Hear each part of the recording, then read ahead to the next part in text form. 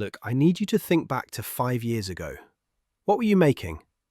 Maybe it was $45,000 a year, maybe $60,000, maybe $35,000. Whatever it was, I want you to remember how you felt about money back then. You probably thought, man, if I could just make $10,000 more a year, I'd be set. I'd finally be able to save. I'd finally get ahead. Now fast forward to today. You're making more, maybe a lot more. Maybe you got that promotion, switched jobs, built up your career. But here's the thing. You're not saving any more money than you were 5 years ago, are you? You might actually have less in your bank account. You're making $15,000, $20,000, maybe even $30,000 more per year than you were back then, and somehow you still feel just as broke. What the hell happened? My name is Max, and I spend way too much time thinking about why people who earn more money don't actually become wealthier. If you're someone who's gotten raises throughout your career but can't figure out where all that extra money went, make sure to hit the subscribe button and give this video a thumbs up if this helps you out. Because what I'm about to explain to you is one of the most important concepts in personal finance that nobody talks about. It's called Parkinson's Law of Money, and it's the reason why most people never build wealth no matter how much their income increases. And more importantly, I'm going to show you exactly how to break this cycle so that your next raise actually changes your financial life instead of just disappearing into slightly nicer stuff. What is Parkinson's Law? So first, let's talk about the original Parkinson's Law. In 1955, a guy named Cyril Northcote Parkinson wrote an essay for The Economist where he observed that work expands so as to fill the time available for its completion. Basically, if you give yourself 2 hours to complete a task that should take 30 minutes, it'll somehow take you the full 2 hours. You'll add unnecessary complexity, you'll overthink it, you'll take longer breaks. The work literally expands to fill whatever time you've allocated to it. Now, here's where it gets really interesting. This same principle applies to money. Your expenses will rise to meet your income. No matter how much you make, you will find ways to spend it unless you actively, intentionally fight against this tendency. This is Parkinson's Law of Money, and it's destroying your financial future. The math that nobody wants to look at. Let me show you how this actually plays out with real numbers, because this is going to hurt. Let's say you're 25 years old, making $50,000 a year. After taxes, you're taking home about $38,000, roughly $3,200 a month. You've got rent, car payment, groceries, insurance, going out with friends. At the end of the month, you've got maybe $200 left over. Sometimes it's nothing. Sometimes you actually go into debt a little bit. But you think, once I get that promotion to $60,000, I'll start saving. That extra $10,000 will change everything. So you work hard. 3 years later, you get it. You're now making $60,000. After taxes, you're taking home about $45,000, $3,750 a month. That's $550 more per month than you were making before. Here's what most people don't realize. Within 6 months of that raise, you'll be in the exact same financial position you were before. You know how much the average person increases their monthly savings after a $10,000 raise? According to research from the JP Morgan Chase Institute analyzing millions of bank accounts, it's about $100 to $150 per month. Out of $550. Where did the other $400 go? Let me tell you exactly where it went, because I guarantee you've done some version of this. You upgraded your apartment. Not by a lot, just a slightly nicer place in a slightly better neighborhood. That's $200 more per month. You bought a newer car, or at least started making payments on one, because your old car was kind of embarrassing, right? And you can afford it now. That's $150 more per month. You started eating out more. Not crazy amounts, just You don't feel as guilty about ordering food when you're tired. You go to slightly nicer restaurants. You get drinks with friends more often. That's probably another $150 to $200 per month. You upgraded your subscriptions. HBO Max instead of just Netflix. The premium Spotify. Maybe you joined a nicer gym. Small stuff, but it adds up to another $50 to $75 per month. Look at what just happened. You made $550 more per month. Every single expense increase I just listed was justifiable. None of them felt extravagant when you made the decision, but they added up to consuming almost all of your raise. You're now living a slightly more comfortable life, but you're not any wealthier. You didn't get ahead. You just upgraded your lifestyle to match your income. Of money in action. The psychological trap. So why does this happen? Why are we so bad at this? It comes down to 3 psychological mechanisms that our brains use to justify lifestyle inflation. First, relative deprivation. Here's the thing. Humans don't evaluate their spending in absolute terms. We evaluate it relative to what we can afford and what people around us have. When you were making $50,000, having roommates and driving a 12-year-old Honda Civic felt fine, because that's what everyone at your income level was doing. But once you got that raise to $60,000, suddenly you're comparing yourself to people making $60,000. And those people have their own apartments. They have cars from this decade. They go to brunch. So now your old lifestyle doesn't feel adequate anymore, even though nothing actually changed except the number on your paycheck. Second, the "I deserve this" justification. You worked hard for that raise. You earned it. You deserve to enjoy it, right? And you do deserve it. Nobody's saying you should live like a monk. But here's what your brain does. It uses "I deserve this" as a justification for every spending increase, no matter how small. I deserve to live in a nicer apartment. True. I deserve to not drive a car that might break down. Also true. I deserve to enjoy nice meals with friends. Absolutely true. Every individual decision is justifiable, but collectively they consume your entire raise. You're not wrong to want any of these things, but you're not being strategic about which ones to actually spend money on. Third, the invisible baseline shift. This is the sneaky one. Once you've upgraded your lifestyle, that new lifestyle becomes your baseline. The nicer apartment isn't a luxury anymore, it's just where you live. The car payment isn't an optional expense, it's just part of your budget.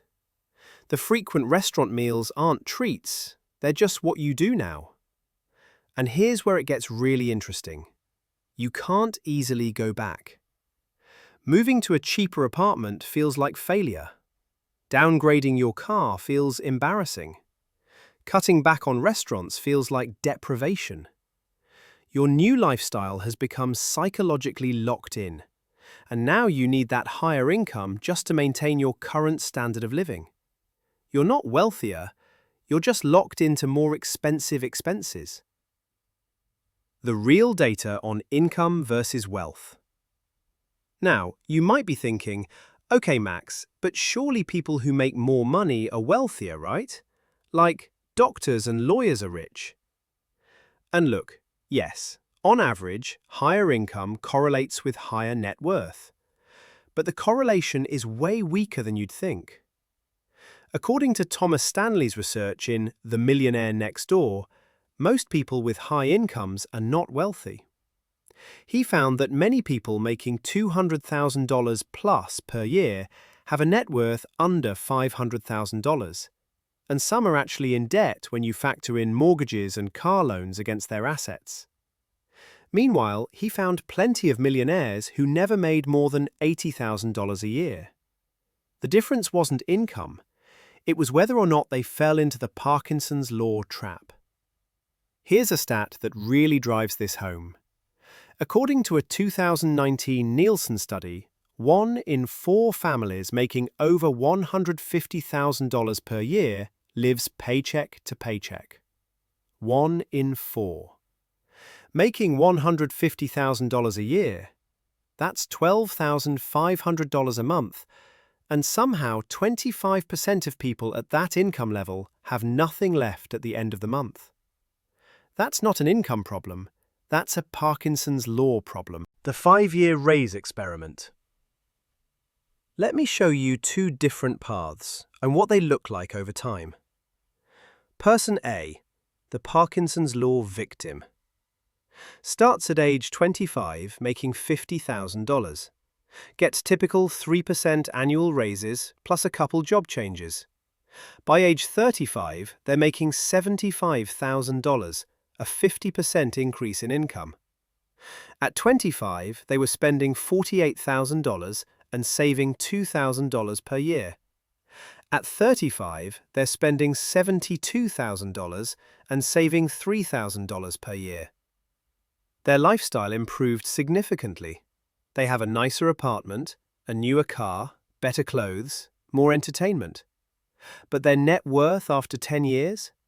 About $30,000, and most of that is in their 401k from employer matching. Person B, the Parkinson's law fighter. Same starting point, age 25, $50,000 income. But here's what they did differently. Every time they got a raise, they immediately automated 50% of that raise into savings and investments before they could spend it. At 25, making $50,000, saving $2,000 per year. Gets a $3,000 raise to $53,000. Immediately sets up an automatic transfer of $1,500 per year, $125 per month, to investments. Now spending $49,500, saving $3,500 per year. They continue this pattern. By age 35, they're also making $75,000, but they're saving $15,000 per year because they captured 50% of every single raise over that decade. Their lifestyle also improved. They're spending $60,000 instead of $48,000, so they still got lifestyle upgrades. But their net worth after 10 years? About $175,000. Same income trajectory, same 10 years. Person A has $30,000, person B has $175,000. The only difference is that person B fought Parkinson's law and person A didn't. And here's where it gets absolutely wild. If person B continues this pattern until age 65, they'll retire with about $3.5 million. Person A, maintaining their pattern, will retire with about $450,000. Same career, same income growth. The only difference is how they handled raises. The upgrade trap. Here's what really frustrates me about Parkinson's law. The lifestyle upgrades don't even make you that much happier. There's this phenomenon in psychology called hedonic adaptation. Basically, you get used to stuff really quickly. That nicer apartment that you were so excited about when you moved in? Within 3 months, it's just your apartment. The new car you were so proud of. 6 months later, it's just how you get to work. Research from economists Betsy Stevenson and Justin Wolfers found that income increases do correlate with increased happiness, but the effect is much smaller than people expect. And most of that happiness boost comes from the security of having more money, not from the stuff you buy with it. So you're spending this extra money on lifestyle upgrades that give you a brief happiness spike and then fade to neutral. Meanwhile, you're missing out on the lasting security and freedom that would come from actually building wealth. You're trading real, long-term financial security for temporary lifestyle boosts that stop mattering after a few months. That's a terrible trade. How to break the cycle. All right, so how do you actually fight Parkinson's law? Because I can't just tell you spend less and expect that to work. Your brain is actively working against you here. You need systems. Strategy 1. The 50-30-20 raise rule. This is the most important strategy, so pay attention. Every time you get a raise, before that first bigger paycheck hits your account, you're going to split that raise into 3 buckets. 50% goes to increased savings/investments, automated immediately. 30% goes to debt payoff or additional financial goals. 20% goes to lifestyle. You can spend this on whatever you want. Let's say you get a $5,000 raise, $417 more per month after taxes. Using this rule, $208 per month automatically goes to your investment account. $125 per month goes to extra debt payments or your house down payment fund. $84 per month you can use for lifestyle upgrades guilt-free. Now you're actually building wealth while still improving your quality of life. And that 20% lifestyle budget? It's enough to notice. It's enough to feel the benefit of your raise, but it's not enough to trap you in the Parkinson's law cycle. Strategy 2. The baseline freeze. For 6 months after getting a raise, you're going to freeze your baseline expenses. That means no new recurring expenses. No apartment upgrade, no new car payment, no new subscriptions, no new gym membership. Why? Because your brain needs time to adjust to having more money without immediately finding ways to spend it. After 6 months, if you still want to upgrade something, fine. But you'd be amazed how many must-have upgrades stop feeling important after you've had 6 months to think about them. And during those 6 months, that extra money just accumulates. You get to feel what it's like to have breathing room in your budget. That feeling is addictive in the best way. Strategy 3. The 1 in, 1 out upgrade rule. Look, I'm not saying never upgrade anything. I'm saying be strategic.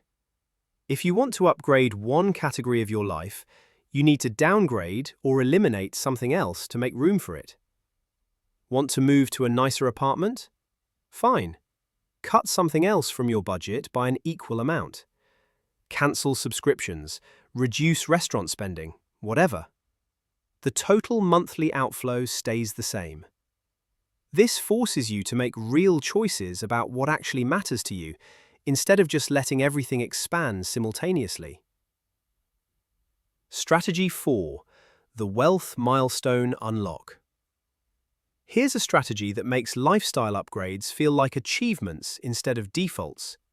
Tie them to net worth milestones, not income milestones. When your net worth hits $25,000, you can upgrade your apartment. When it hits $50,000, you can upgrade your car. When it hits $100,000, you can take that international vacation you've been dreaming about. Now your lifestyle improvements are rewards for successfully building wealth, not things that prevent you from building wealth. And psychologically, this feels great. You're not depriving yourself, you're earning upgrades by hitting financial goals. The compound interest reality check. Here's the math that should scare you into taking this seriously. Let's say over your career, you get raises totaling $30,000, going from $50,000 to $80,000 over 20 years. If you capture just 50% of those raises and invest them in index funds, that extra $15,000 per year, ramping up over time, becomes about $850,000 by retirement. But if you let Parkinson's law consume those raises and only save what you were already saving at $50,000, you end up with about $250,000. Same career, same income. $600,000 difference. That's the real cost of Parkinson's law. It's not just, I spent my raise on a nicer apartment. It's, I gave up generational wealth for marginally nicer stuff that I stopped noticing after 3 months. The reverse Parkinson's law. Now, here's where it gets really interesting. Once you break free from Parkinson's law, something magical happens. You discover reverse Parkinson's law. Just like expenses expand to meet income, you'll find that you can live comfortably on less than you think. Once you stabilize your baseline spending and start building wealth, you realize you don't actually need most of the expensive stuff you thought was essential. I've seen this happen over and over. People capture 50% of a raise, expecting to feel deprived because they're only getting half the lifestyle upgrade. But then they discover that the other 50%, the part they're saving, actually makes them happier because they can see their net worth growing. Watching your investment account grow by $10,000 a year feels better than having a slightly nicer car. Having $100,000 in the bank feels better than living in a trendy neighborhood. Real wealth, the kind that gives you options and security, beats lifestyle inflation every single time. But you have to experience it to believe it. And All right, here's what you're going to do starting right now. Calculate your Parkinson's law damage. Look at what you were making 5 years ago and what you're making now. Figure out how much your income increased. Now look at how much more you're saving now versus then.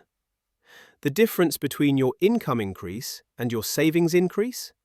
That's how much Parkinson's law has cost you. Write that number down. Get mad about it. Set up your automated defense. If you're getting a raise soon, set up the automation before that first bigger paycheck hits. Automatic transfer from checking to investment account. If the raise already happened, do it today. Don't wait until you see how the budget feels. That's Parkinson's law talking. Do the 6-month baseline freeze. Starting today, no new recurring expenses for 6 months. None. Not because you can't afford them, but because you're breaking the automatic upgrade cycle. Pick your wealth milestone unlock. Decide right now, what net worth milestone do you need to hit before you allow yourself your next significant lifestyle upgrade? Write it down. Share it with someone who'll hold you accountable. Run your own 5-year projection. Use a compound interest calculator. Put in what you're currently saving annually. Then run it again with 50% of your expected raises over the next 5 years. Look at the difference. That's what you're fighting for. Look, here's the truth that nobody wants to hear. You're never going to feel like you make enough money if you let Parkinson's law control your spending. Because no matter how much you make, your expenses will rise to match it. And you'll always feel like you're one raise away from finally getting ahead. The only way to break this cycle is to decide right now that your next raise is going to be different. That this time, you're going to capture at least half of it before it disappears into lifestyle upgrades you'll stop noticing in 3 months. 5 years from now, you're going to be making more money than you are today. That's just how careers work. The question is, are you going to be wealthier? Or are you just going to have slightly nicer stuff while still feeling broke? Because I guarantee you, if you don't fight Parkinson's law, you're going to be sitting there in 5 years making $20,000 more than you do now, wondering where the hell it all went.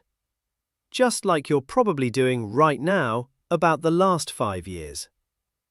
Or you can decide today that you're going to be the person who breaks the cycle, who captures their raises, who builds real wealth instead of just upgrading their lifestyle in ways they stop noticing. The choice is yours, but you have to make it before that next paycheck hits. Because once that money is in your checking account, Parkinson's Law is going to find a way to spend it. If this video made you realize you've been letting Parkinson's Law steal your raises for years, hit that like button. Subscribe to this channel if you want more content about the psychological traps that keep people broke despite making good money. And drop a comment telling me what percentage of your last raise you actually saved. Be honest, because we've all been guilty of this. I'm Max, and I'm going to go automate a savings transfer right now, because talking about Parkinson's Law always reminds me to check my own systems. I'll see you in the next one.